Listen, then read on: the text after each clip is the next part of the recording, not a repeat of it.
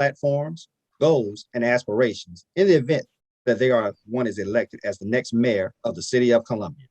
In addition to this information, you'll have the opportunity to hear how the candidates answer various questions that were previously submitted by voters just as yourselves. Again, welcome and thank you for attending. Ms. Whitney Sullivan is an anchor and multi-platform producer for WLTX TV, creating content for and appearing on the station's daily morning newscast. Whitney attended grade school in Richland School District 2 and graduated with honors from Clemson University. During her time at the station, she has been nominated for 2 Emmy Awards and for her work as both a producer and reporter. In 2019, she received the Merit Award for South Carolina Television Personality of the Year from South Carolina Broadcasters Association. In 2020, she was presented with the Diversity and Inclusion Excellence Award by the Columbia Veterans Affairs Healthcare System. She is also a proud member of Alpha Kappa Alpha Sorority Incorporated, and she is committed to creating and delivering innovative content that engages, informs, encourages, and impacts the community. Ladies and gentlemen, please be aware that Ms. Sullivan is in a local area, and due to mask ordinance rules, she will have to keep her mask on as she moderates this event. The next voice you will hear will be our moderator, Ms. Whitney Sullivan. Thank you so much. So good evening, everyone. Thank you all for joining us. As a Columbia native and resident, it is truly an honor to serve as your moderator for tonight's virtual mayoral town hall. Now, as many of you know, the countdown to Election Day is on. In less than a month, Columbia voters will head to the polls, cast their vote for who they believe should be the next mayor of the capital city. Now, we have 3 of the 4 mayoral candidates tonight who will answer questions and address concerns from members of the Columbia community.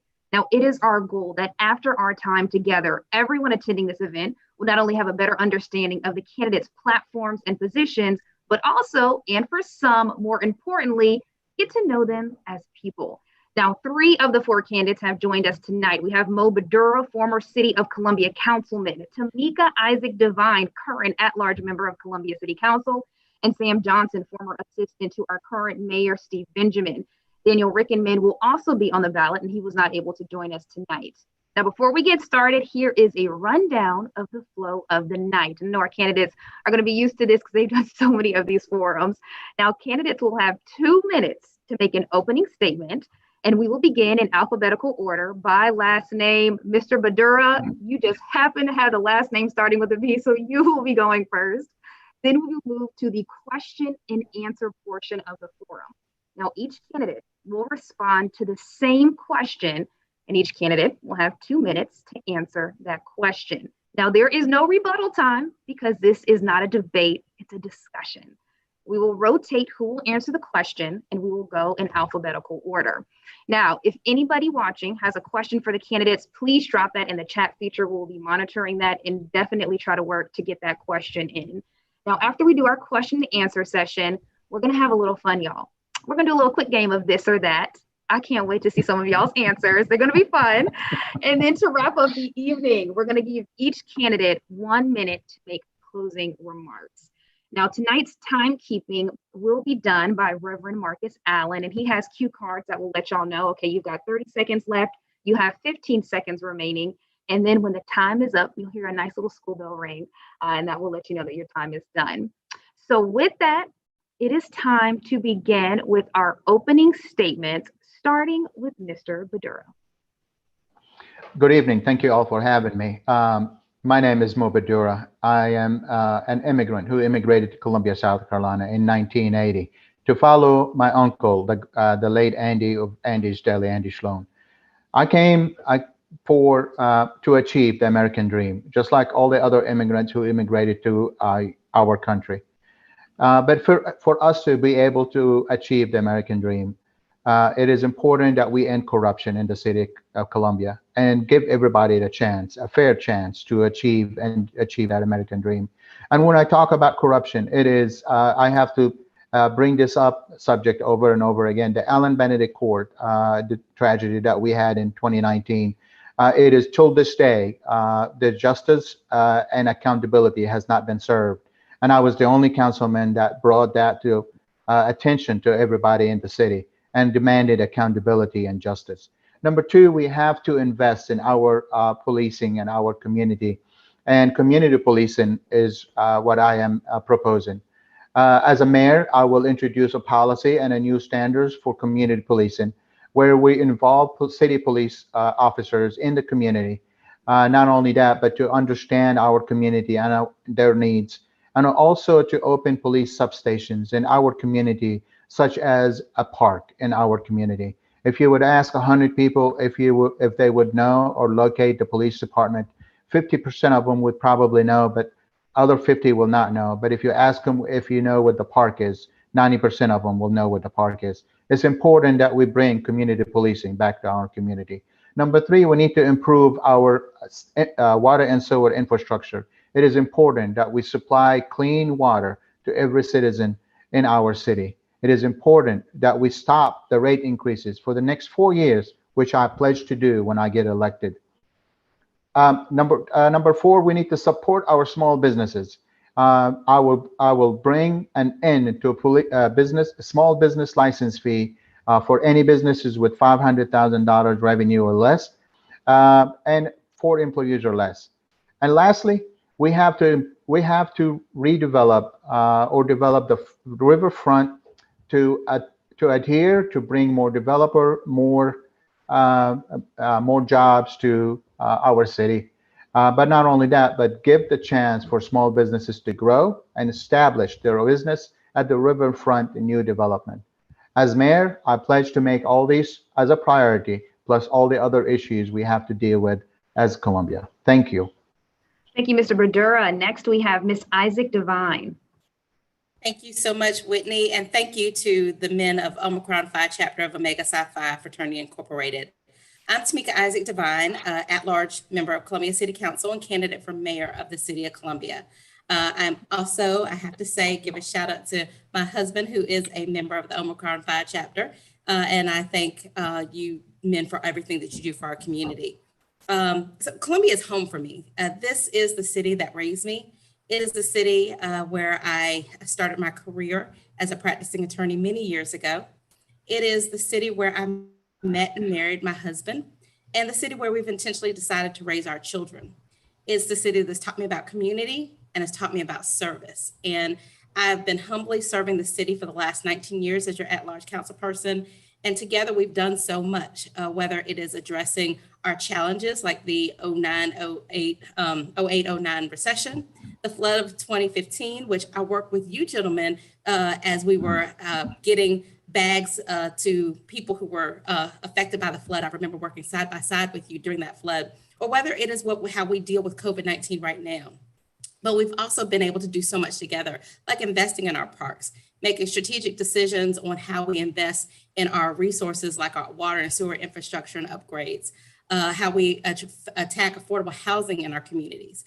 And so we've been able to do so much, but there's still a lot that needs to be done. And that's why I'm running for mayor. I'm running for mayor to be an independent voice, someone who champions all communities and who is promoting inclusive and equitable growth. So no matter where you live in the city, whether it is Shandon or Rosewood, North Main or Wood Creek Farms, that you know you have a champion in the mayor's office, someone who is willing to roll up her sleeves every single day and to get to work with you and for you. There are so many opportunities that we have in front of us, and we have got to have someone who is willing to handle those things and take on tough decisions. And I've done that. As an at-large council person, I am a proven leader, and I look forward to answering your questions this evening. Thank you so much. All right, thank you. And next we have Mr. Johnson. First of all, thank you for this opportunity to join you all this evening and to have this wonderful conversation. My name is Sam Johnson. I'm running for mayor because I'm born and raised right here in the city. I was a first generation college student. My parents moved from Fairfield County to Columbia when I was born. My mom was an Alzheimer's nurse and my dad was a truck driver. My mom being from my mom being from Ridgeway, my dad being from Winsboro. They thought that the capital city might be able to provide me with some amazing opportunities, and they were right. I had an amazing opportunity to serve in the mayor's office and to work beside Mayor Benjamin to tackle some of the biggest challenges that Columbia has seen in its history. You think about the flood that Councilwoman Devine mentioned, to bring unparalleled economic development to Columbia. But guys, we've got some major challenges that we have to address here in Columbia. This pandemic is one of them. We've known the disparity in healthcare outcomes here in Columbia even before the pandemic. We have a zip code in Columbia, 29203, which is the worst zip code in the country for amputations due to diabetes. We have a zip code in that same zip code, issues with hypertension and stroke and heart disease. We've got to make sure that we are moving the needle here so that zip codes in Columbia, like 29203, don't result and continue to result in having a life expectancy 10 years less than other areas of the city. We're in the capital city. We've got to make sure that we're moving the needle. We got to make sure that every child, like my 16-month-old, has an opportunity to live up to her God-given potential.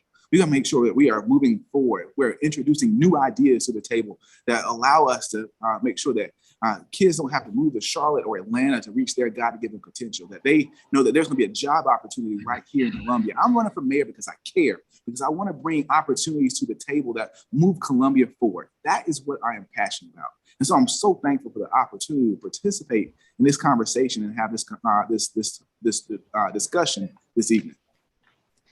All right, thank you so much to each of the candidates. Now it's time to move on to the question and answer portion. Again, these questions have been submitted by members of the community. No questions were given to the candidates or their campaigns ahead of tonight's discussion. And we want to remind everyone who has just hopped on to YouTube Live that you can submit a question for the candidates in the chat section.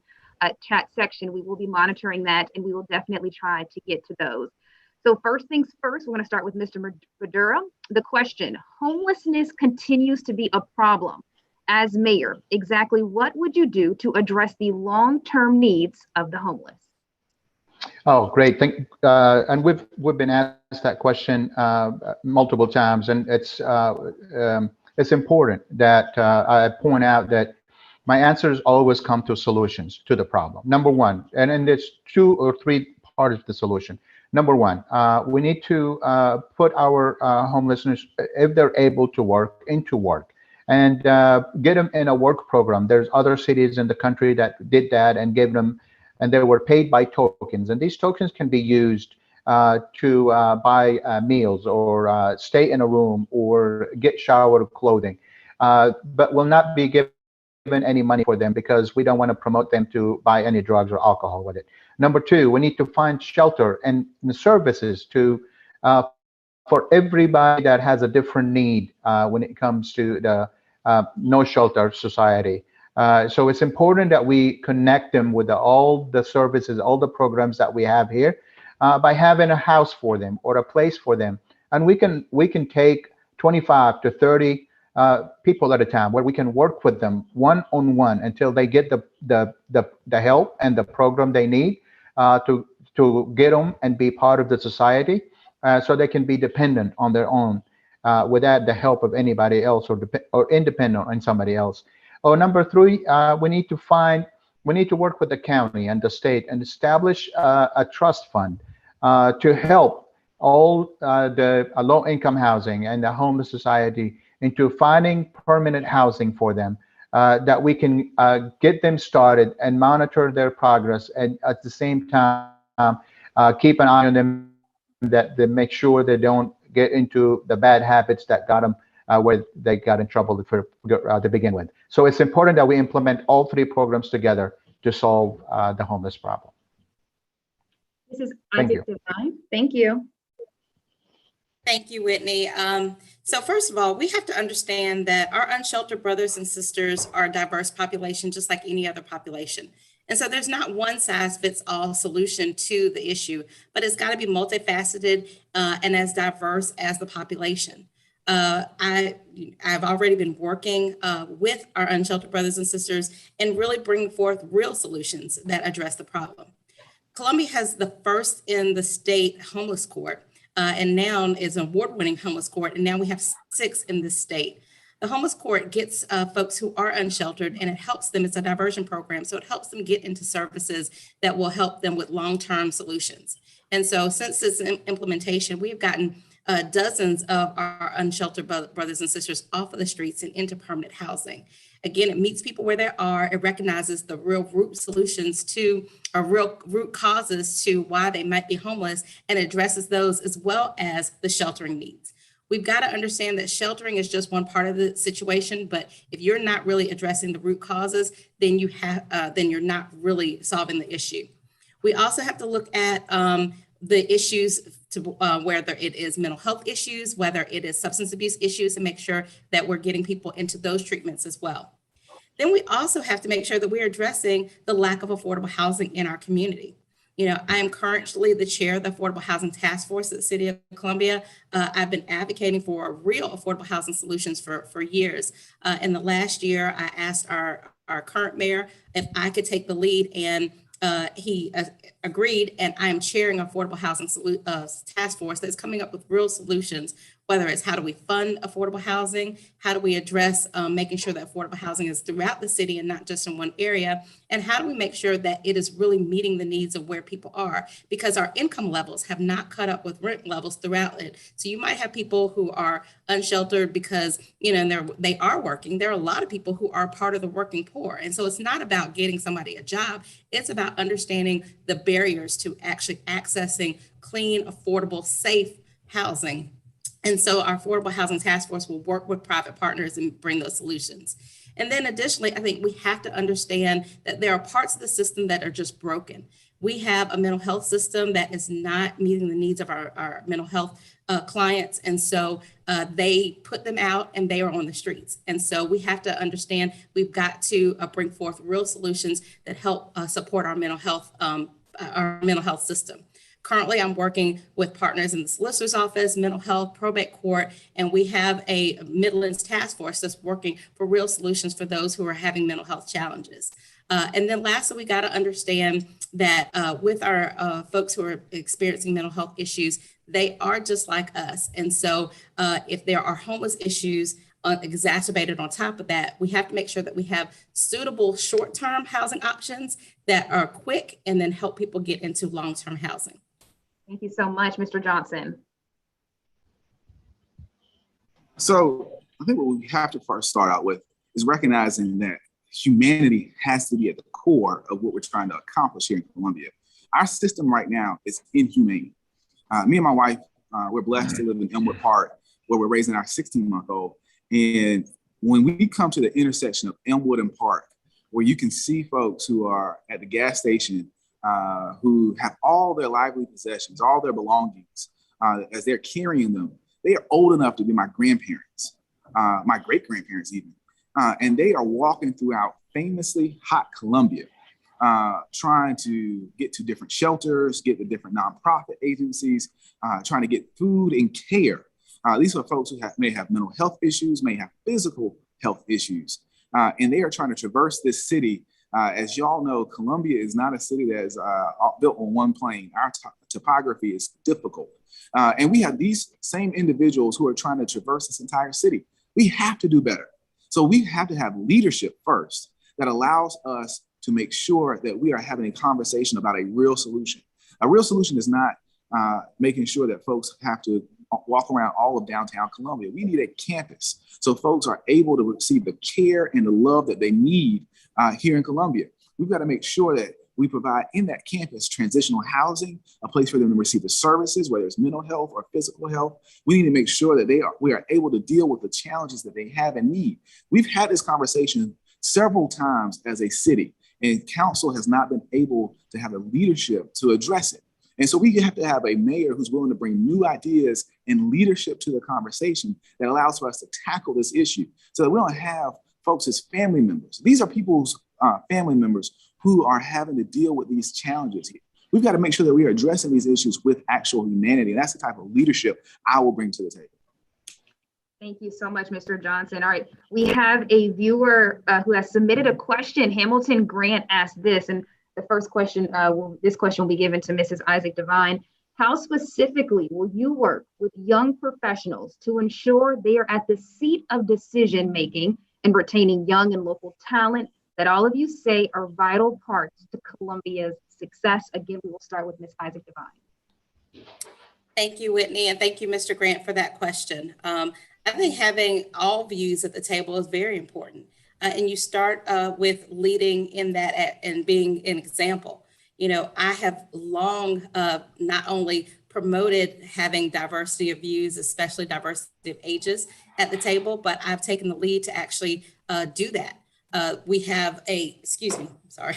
I have mentored many people, many that you know, Mr. Grant, all along, and not only mentored them, but opened doors for them. I've made sure that when we have people who express an interest, that not only do we tell them about a position, but then sometimes it is about opening the door for that position for them. You know, a good friend of Mr. Grant's, Kara Simmons, she currently is the youngest member on the Columbia Housing Authority board. And when we were appointing new board members, I actually sought her out. She mentioned to my husband that she was interested in that opportunity. And not only did I seek her out, I called her, she was out of town, and said, hey, my husband mentioned you were interested in this position. We're taking applications, put in your application. In addition to that, I've had interns every single year for the last several years on city council. And not only do I give them the opportunity to learn about government, but then I look at where their interests are, and then I open those doors for them. One of my former interns is now works for the National League of Cities, which I serve on the board for.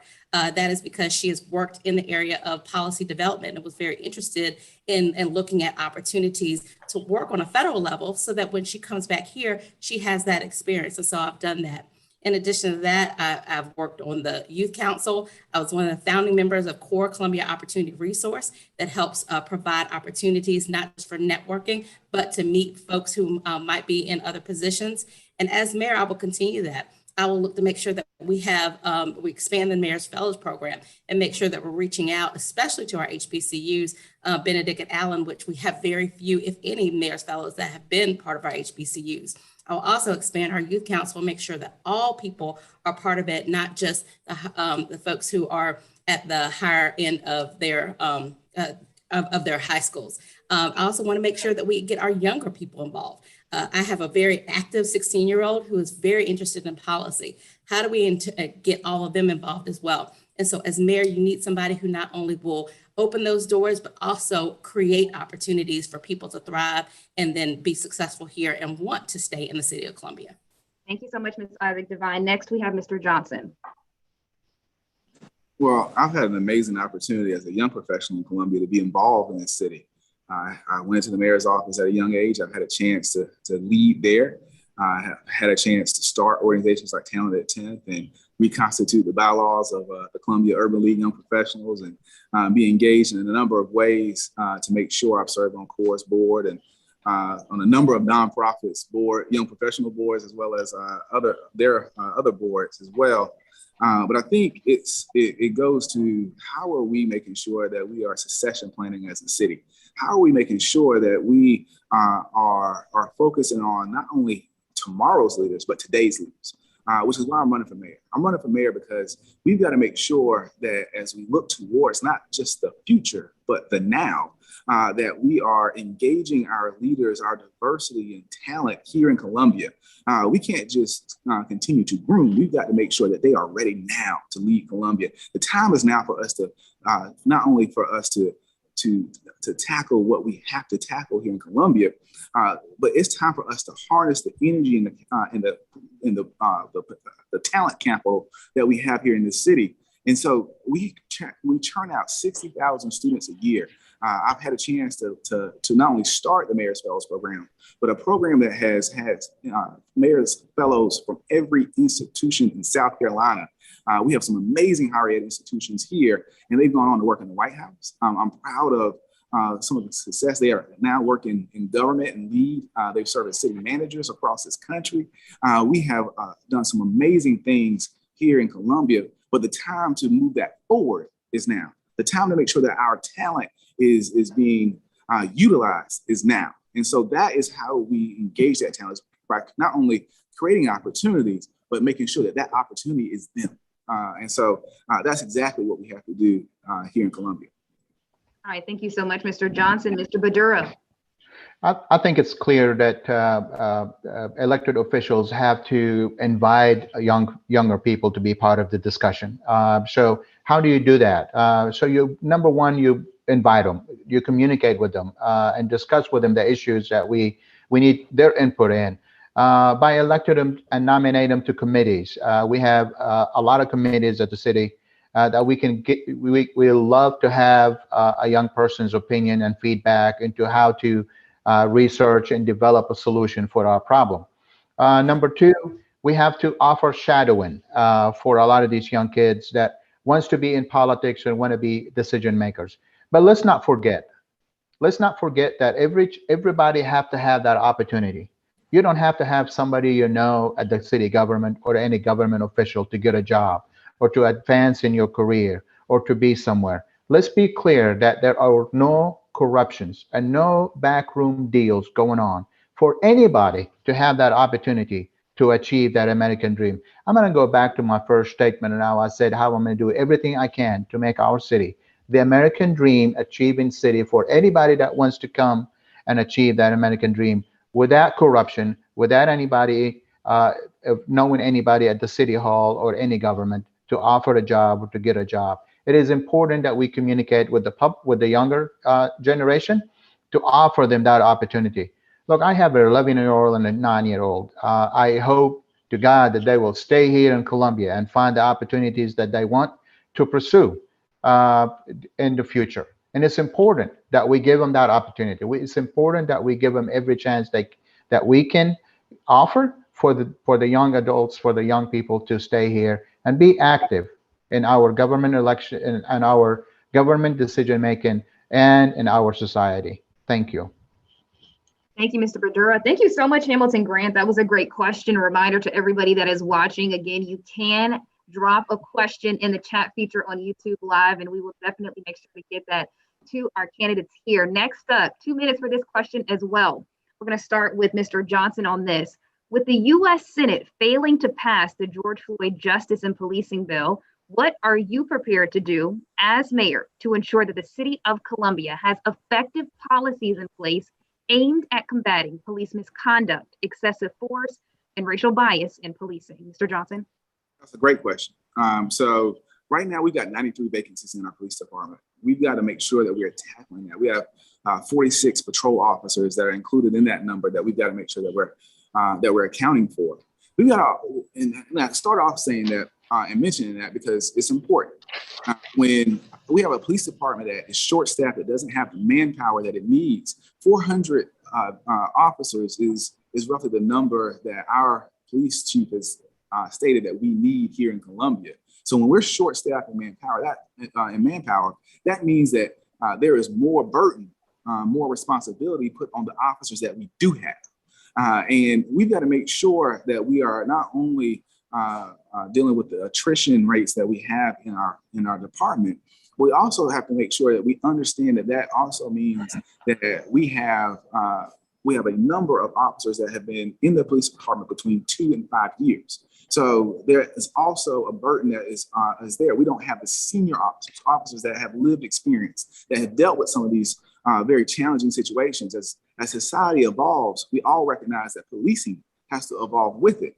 And so we've come up with the idea of a 10-year contract, making sure that we increase the base salary of our officers so that we are competitive with our peer departments, but then also looking at years 3, 5, and 8, making sure that we have a bump in pay, so a step pay increase, but also a retention bonus. So things like that are creative solutions. And along with that, as the city provides that, we have to demand from our officers that they are getting the training, the certificates that they need, and that we need of them, so they are able to deal with these tough situations here in Columbia. The CIT training, the crisis intervention training that we absolutely have to have. We got to make sure that they know that we are encouraging them to get the resources and have the resources necessary for them. But we've got to look at home mortgage programs, take-home cars here in Columbia.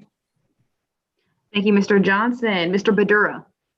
Thank you for that question. I have to admit, the senators in Washington must not have, they must have lost touch with the community and the local government for them not to move forward.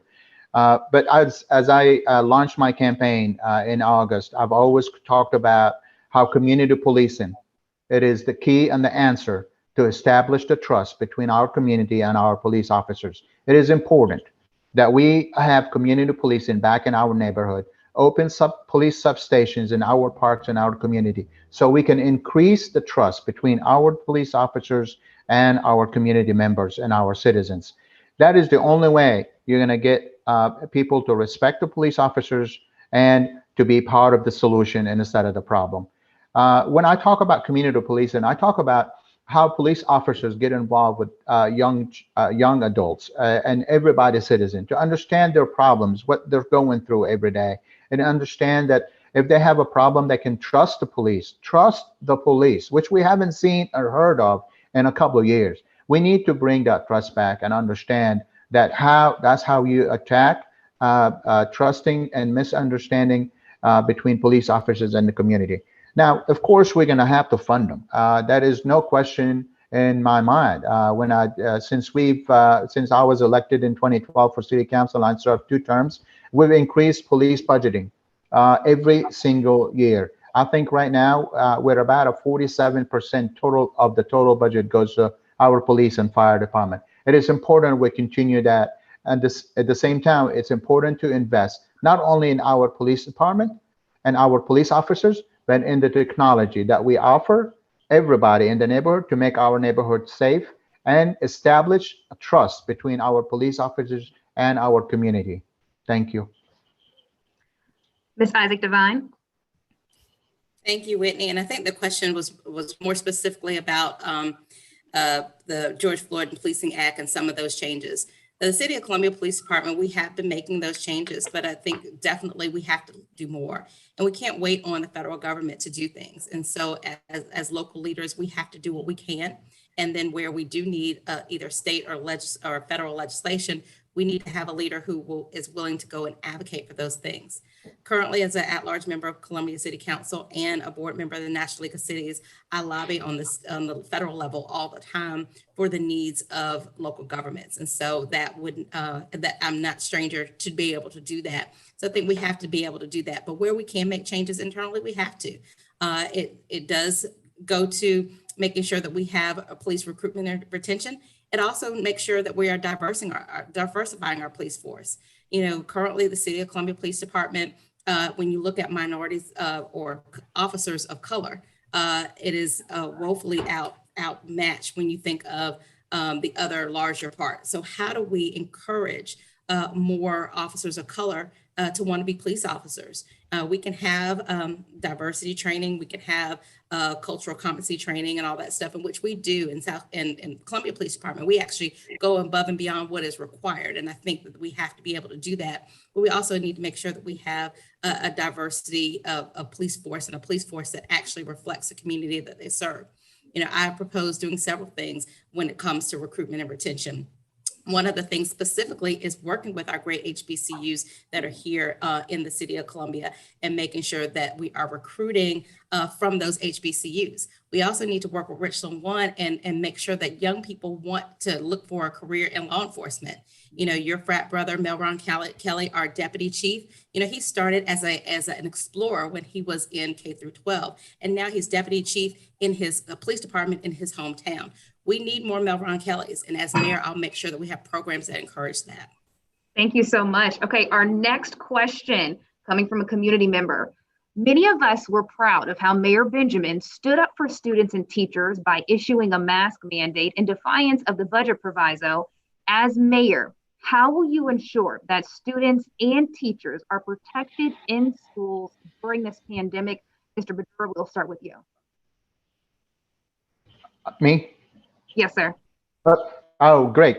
Thank you. Thank you for that question. Mayor Benjamin did declare a state of emergency for face masks in the children's, but I didn't think that was enough. I thought that would be a lot more effective if the mayor would have reached out to school teachers, principals, school board members, and parents, and try to get a better solution or a better plan into how to implement safety for our children and our teachers and the parents itself. So I thought it was a little, it was a little bit more rush than, and then a plan. And the reason I say that is because I think City Council had a meeting just the day before that day, and nothing during that meeting was discussed about masking in middle schools or schools in period. So it's important that we reach out to every other public officials and every other decision making around the schools and our children's to get them involved in part of the solution rather than taking or doing a press conference about declaring a state of emergency. That's the only way that you can prevail and beat this pandemic and make sure that everybody is safe. It's important that we don't put any more extra duties on extra responsibilities on the teachers other than teaching our children. But it is important that we put a lot more responsibilities and duties on the parents about getting vaccinated so they have a safe environment around their household. And hopefully that safe environment will carry with the child going to school. Thank you. Thank you, Mr. Badura. Mrs. Isaac Devine.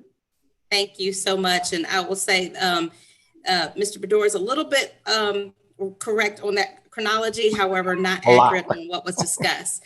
On Tuesday, we did have a meeting, and actually at that meeting, I made the public statement that as a mother of 3 kids in Richland One schools, 2 of which are not eligible to be vaccinated, I was very concerned about the mask mandate, and I felt like the city should and could do more.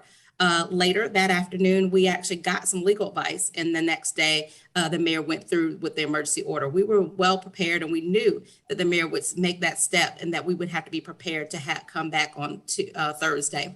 It was not noticed on our meeting to discuss it and take it up on Tuesday, so we could not move forward. But I would say that the mayor, I am proud to have stood with the mayor in that action. But also, I think we have to do more. As mayor, you have to be able to work with, we're not over the schools, but we certainly need to support our superintendents and our board members and our educators and do everything to keep our children safe. You know, as a mom, as I mentioned, of 3 kids in public school, 2 of which who are not eligible to be vaccinated, but 1 who is vaccinated, I made sure that I partnered with Richland One, and we had mobile vaccination clinics at the schools.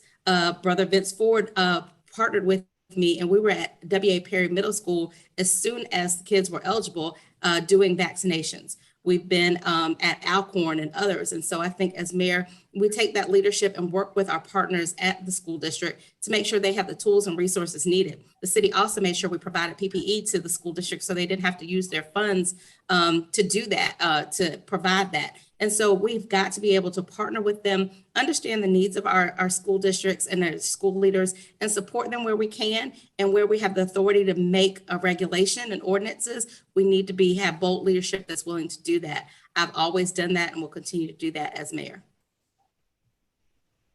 Thank you, Mrs. Isaac Devine. Mr. Johnson. So I met Steve at 19.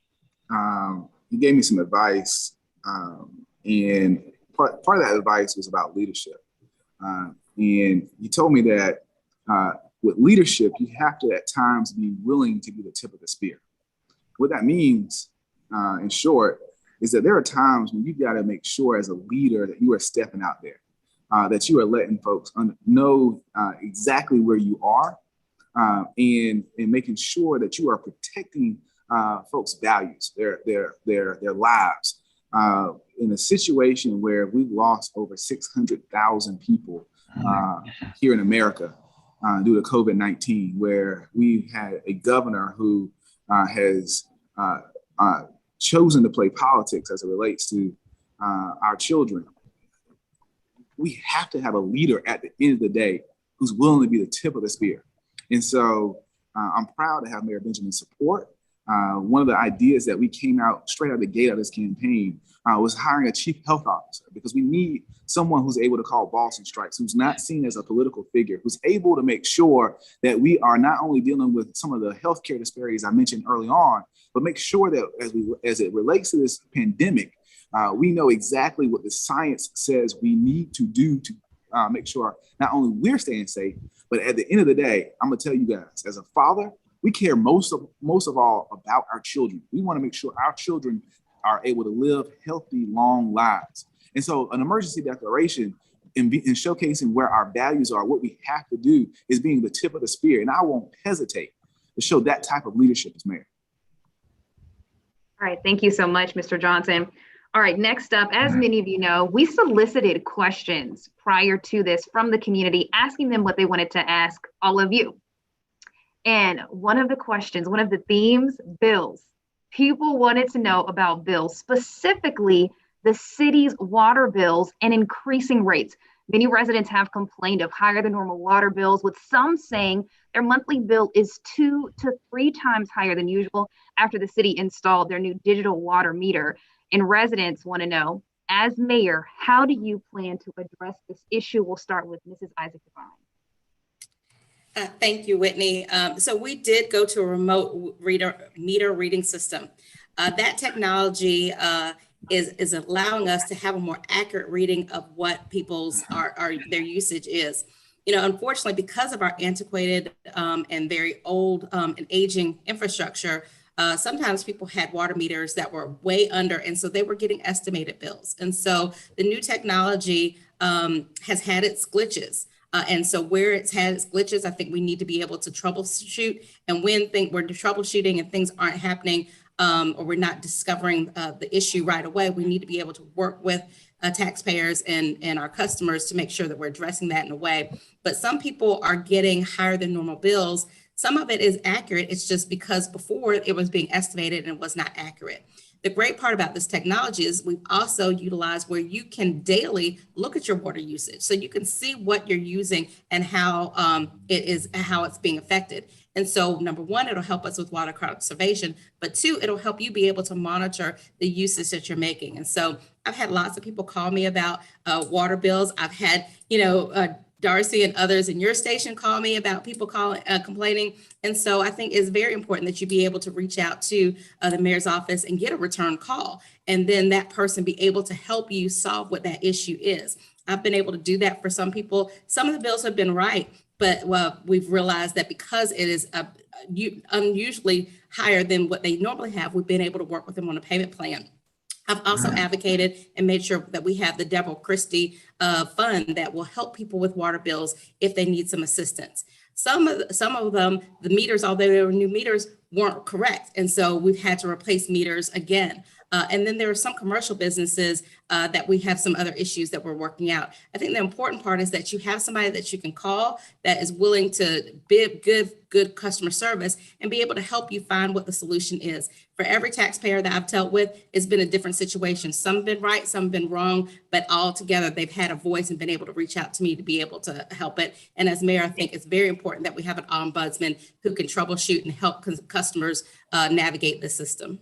Thank you so much. Next up, we have Mr. Johnson. Yeah, I'll tell you, that's a very tough situation. And as Councilman Devine mentioned, the city has updated its infrastructure and gone from these old meters to digital water meters, smart meters, that there have been glitches. And I think the glitches that result in double and tripling and quadrupling of people's bills, especially some of our seniors who are on fixed incomes, we have to make sure that we are being understanding of that. As someone who's worked in the mayor's office, who's taken those phone calls, who's met with individuals and families who have been impacted in those types of situations, we have to make sure that as a city, we are being sensitive of those situations. We also have to make sure that we're being fair. The other part of that is we have to also remember that this conversation is coming up because of aging infrastructure. During my time in the mayor's office, Mayor Benjamin and council led and invested in water and sewer, did a close to $1 billion investment in water and sewer infrastructure. We have a very expansive water and sewer system here in Columbia, where we supply water up to almost Fairfield County, out to Chapin and Irmo, up to over to Lower Richland and Hopkins area. We have a very robust water and sewer system, but we also have a very old water sewer system. We have folks who still have terracotta pipes.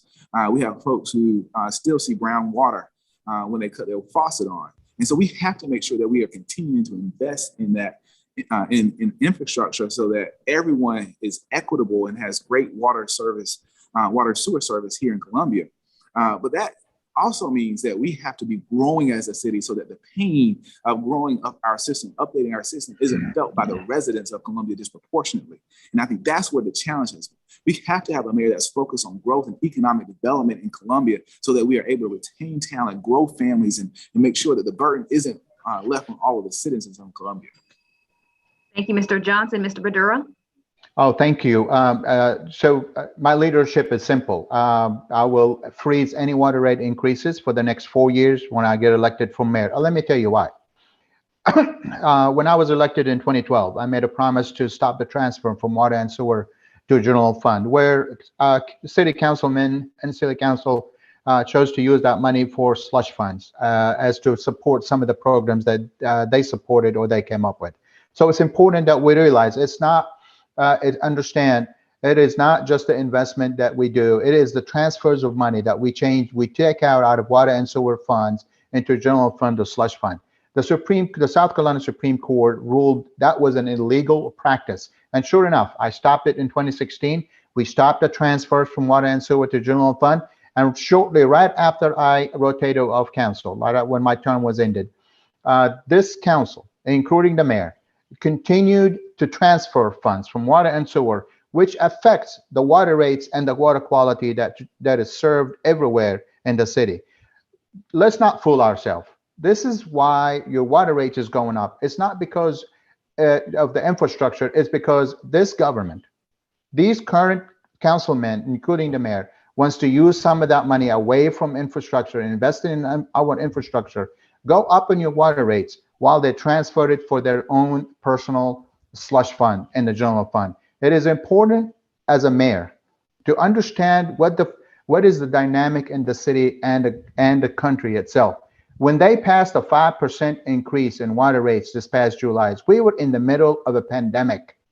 In the middle of a pandemic, they didn't care because they lost touch of reality on outside in the city and in the communities. It's important that we elected a mayor that understand the hard work and how hard it is for people to come up with water to pay their water bills during a pandemic.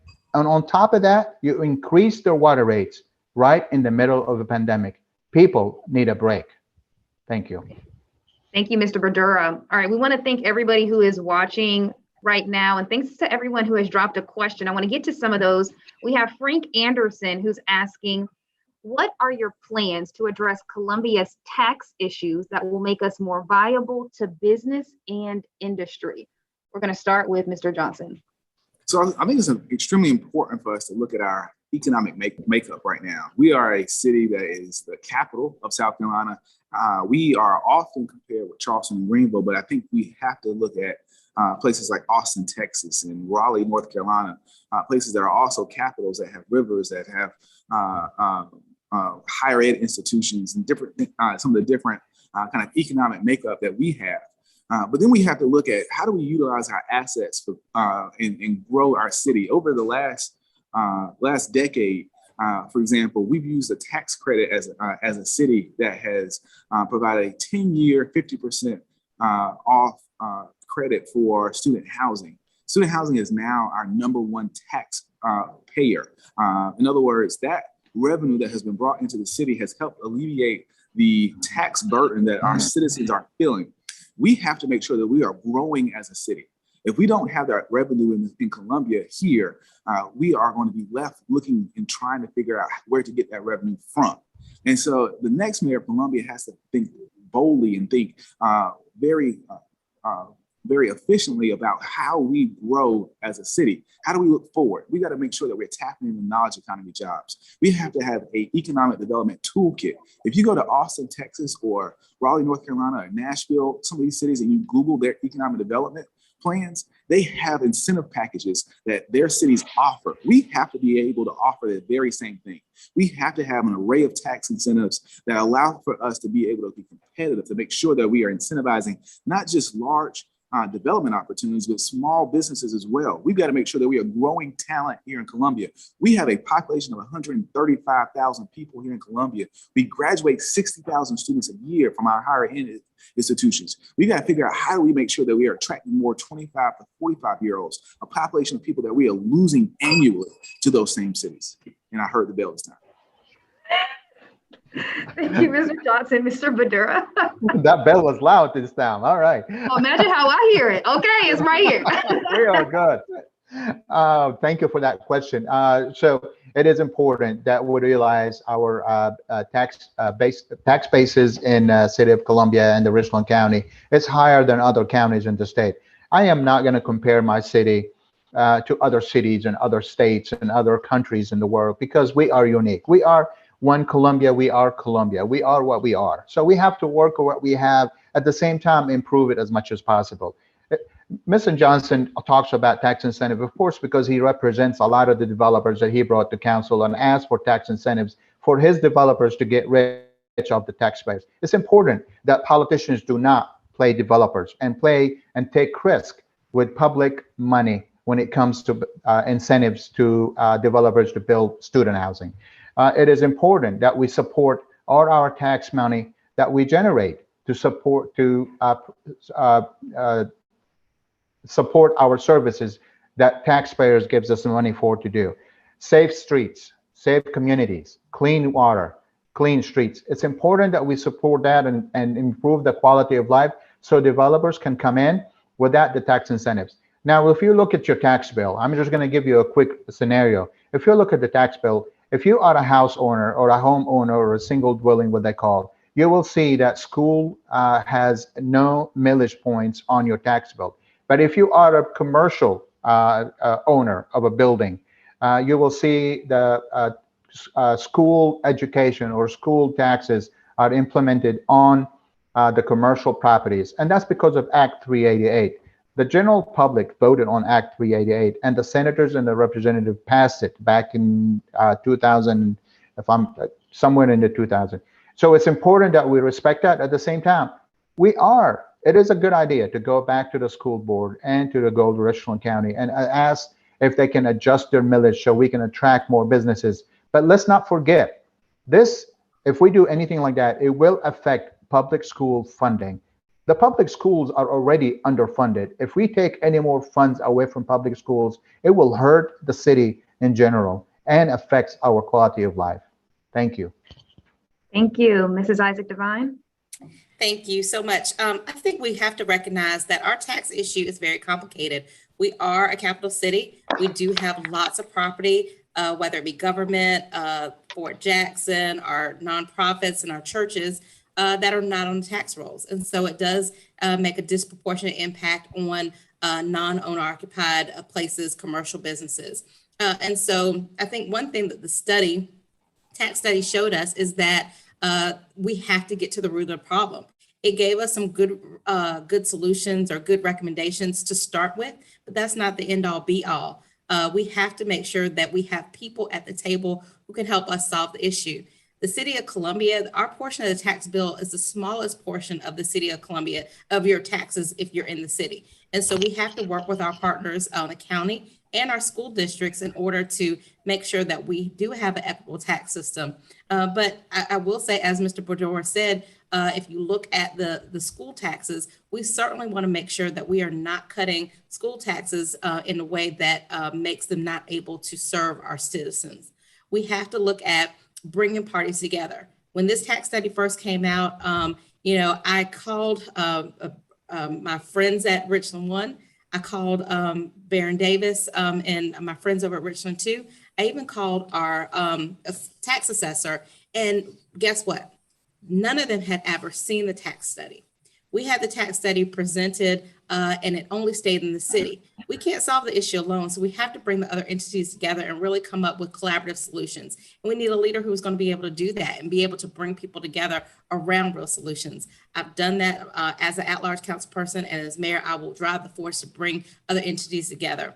In addition to addressing the taxing structure, we also have to make sure that we're advocating on the state level for changes in the state law that affects our taxes. And then we also need to be growing our tax base and making sure that we're addressing the issues so we're having taxes that are more equitable and so that it is not disproportionate on certain taxpayers. Thank you so much.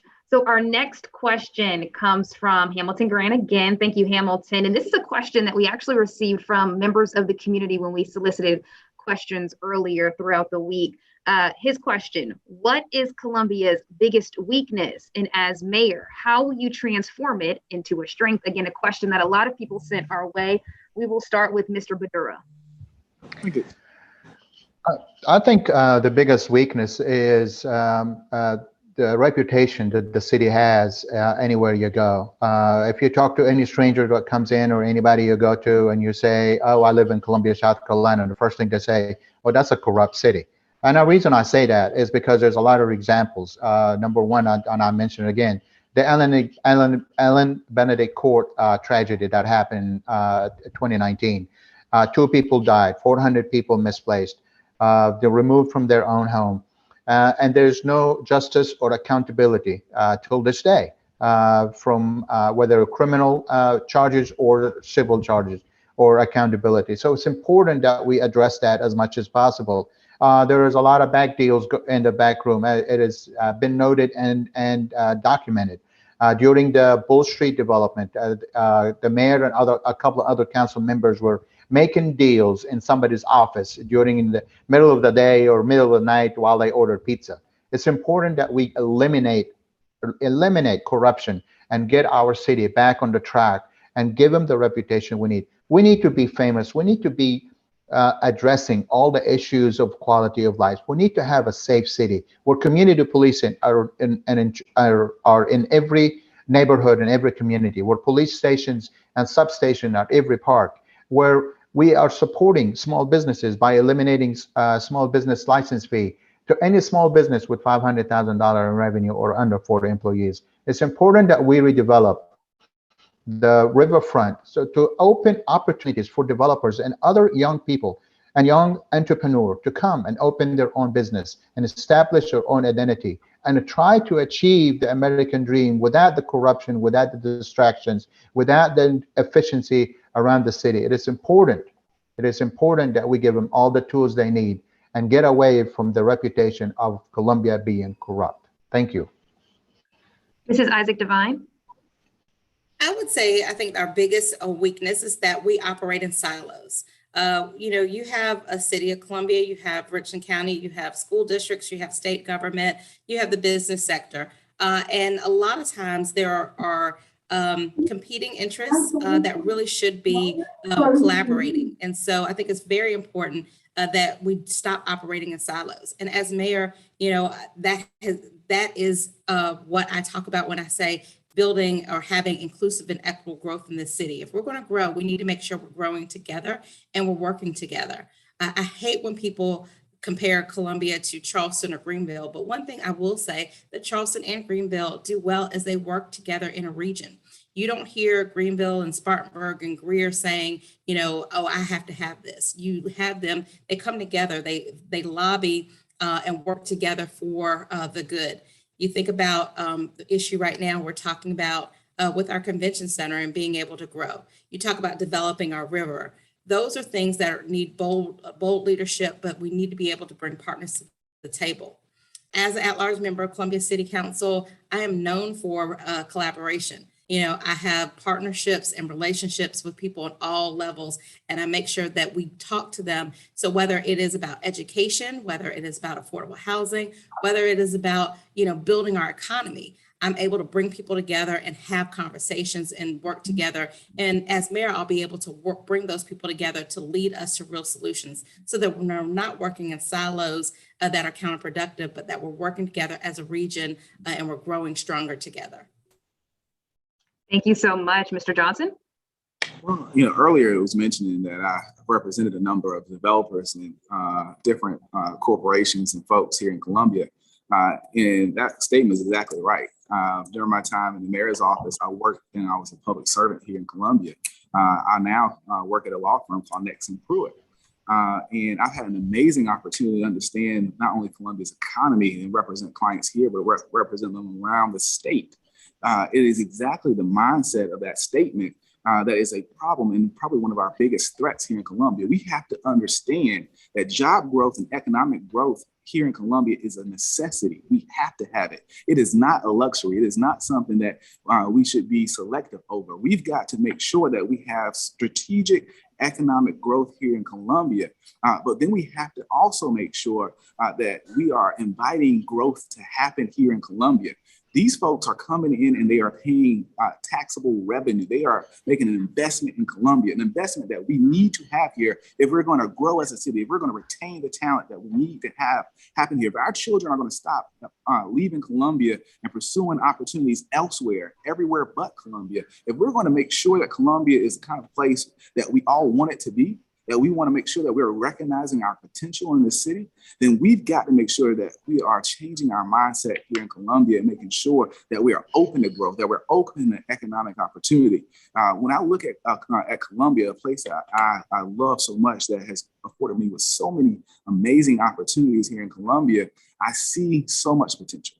And so I think we've got to make sure that we are electing leadership here in Columbia that's going to make sure that we bring fresh new ideas to the table, that's going to be able to foster relationships and make sure that we are not isolating or letting our egos get in the way here in Columbia.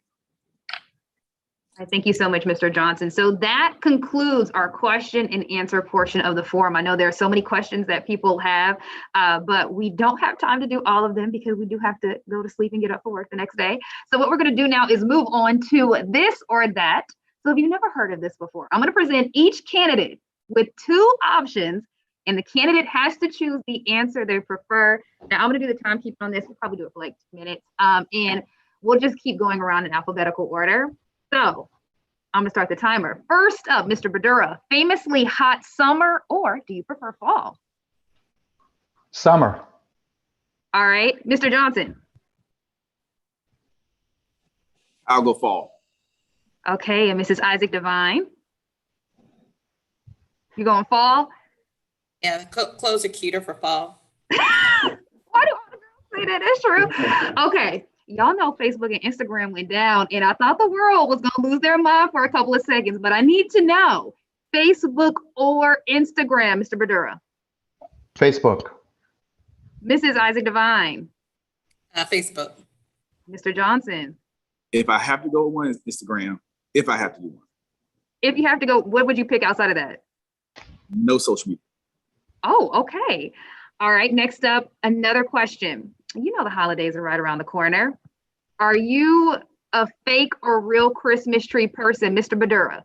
Oh, real. Definitely real. Mrs. Isaac Devine. I love real, but I have a 4-year-old, so fake is easier. That's real. Mr. Johnson. I've got a 16-month-old, so I'm gonna go fake too. All right, so, you know, with the pandemic, we've been dealing a lot with shopping online. So this poses the question of, do you prefer online shopping or shopping in a store, Mr. Badura? Oh, shopping in the store. I love to touch and feel and communicate with or support my business, my small businesses around the town. Okay, Mrs. Isaac Devine. Oh gosh, that's a hard one. Online, for convenience. Okay, Mr. Johnson. Online for very specific items that I have to have, so I get out of the doghouse, and local small businesses, just find those things that aren't on the wish list that are just cool. Okay, I hear you. All right, and finally, just for the sake of time, this is the big question right here. Carolina or Clemson, Mr. Badura? Now, I know you're a Clemson fan. You're graduated from Clemson, so but I have to say I am all Carolina all the way. I went there and graduated twice, so I cannot go back. I am all Carolina. Go Cox, baby. There you go, Mrs. Isaac Devine. Carolina. Carolina, Mr. Johnson. Undergrad and law school, boo. I'm all Carolina. Okay, go Tigers. All right, I'm on my own over here. That's okay. That's okay. All right. You know, we could get into this, but we're going to run out of time. But I should ask you how to handle 2 losses because we typically don't lose. But we'll save that for another time. All right, friends. Okay, next up, what we're going to do is now move to our closing remarks, and each candidate has 1 minute for this, and we will start again with you, Mr. Badura. Thank you again. I want to say thank you for the opportunity to do the forum and to be with everybody. I just want to reassure my position in providing public quality of life for all the citizens. There's some discussion has been made and some back and forth about offering tax incentive for developers. The tax incentives work for a little bit, but not for every time, and every time you need developers. It is important that we support we spend every taxpayer that we receive into quality of life by having safe city, clean water, clean streets, support small businesses, but most importantly, we have to do everything we do to make sure our city is the city where everybody can come and achieve the American dream. My name is Mo Badura, and I would be honored to have your vote as a mayor of Columbia. Thank you. Thank you, Mrs. Isaac Devine. Thank you so much. Thank you, Whitney, for moderating tonight. And thank you to the mighty men of the Omicron Phi chapter of Omega Psi Phi fraternity for hosting this virtual forum. And thank you to everybody who listened. I know there's a lot going on and we've had a lot of forums. So I think it is very important for people to be able to see the candidates and hear our positions. You know, a lot of times our positions aren't vastly different on particular issues. But I do think our experience and our leadership is different. I'm Tamika Isaac Devine, and I am running for city council to be independent, running for mayor to be an independent voice, someone who's championing all communities and promoting inclusive and equitable growth. I love this city, and my husband and I have intentionally decided to raise our children here because we know the potential that this city has. We need a mayor who has the experienced leadership to be ready on day one. You know, I've been there and I've done the work while raising a family, running a business, and serving. I've made the tough decisions, I've been elected, and I know how to lead this city. And so I ask for your support, your prayers, and your vote on November 2nd. I'm Tamika Isaac Devine. You can find out more at my website, divineformayor.com. Mr. Johnson. Imagine a Columbia where here, you know that your children don't have to move to Charlotte or Atlanta to reach their God-given potential. Imagine a Columbia where you don't have to worry about your child being a victim of gun violence, where you don't have to worry about your child growing up in a city where they're not able to reach their full potential, where you have a mayor that doesn't focus on making sure that they are ready to conquer their dreams here in Columbia. Imagine a Columbia where we are able to make sure that you know at the end of the day, you can trust your government, that your government is here, that government is for the people and not taking advantage of the people. Tomorrow, we are putting down our ethics policy where we will focus on making sure that we don't have to worry about financial conflicts. You don't have to worry about whether or not you file a FOIA and you don't receive a quick response, but where you know that your government is not only being transparent and caring about you, but making sure it's actually working for you. Those are the types of things that Columbia has to do. We've got to make sure that we're conquering the basics there so we can build that trust that is so vital to moving Columbia forward. Thank you so much. I want to take this time now to just thank each of the candidates for joining us. I know you all have done so many forums. I can only imagine, but this is so important. And so I'm hoping that everybody who is watching today feels more informed about who you are, not only as candidates, but also as people. And I also want to thank all the community members for joining us and sending in questions and really engaging in this process, because this is so important. And so before we close for the evening, a friendly reminder, the election takes place on November 2nd. Mark your calendars. Absentee voting is underway right now. And something I say during any election cycle, every single vote matters. Your voice, your vote, make sure you get to those polls. I'm going to turn things now over to Reverend Marcus Allen, the chairman of Voter Registration, Education, and Mobilization Committee for the Omicron Phi chapter of Omega Psi Phi fraternity.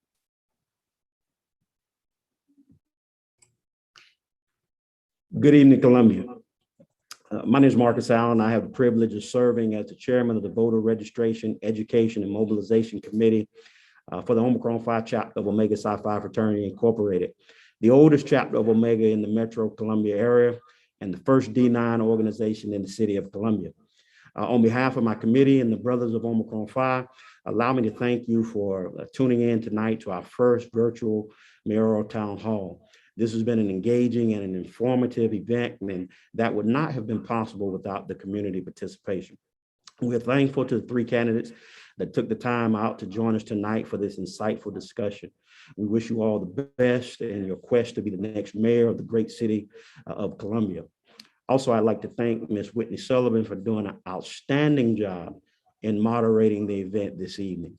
Thank you. Finally, I must thank the members of our BREM committee and our IT team for your hard work and dedication that made tonight possible. Job well done, my brothers. We hope that this event has helped you learn more about the candidates, their ideas, and their policy positions. And now we're asking you to be sure to go to the polls to vote on Tuesday, November the 2nd, or vote absentee right now. If you need to check your registration or locate your precinct information, you can go to www.scvotes.org or call the Richland County Board of Voter Registration and Elections. Thanks again for joining us. God bless you and good night. Bless you all. Thank you. Great job, everybody. Whitney, keep your Clemson in prayer.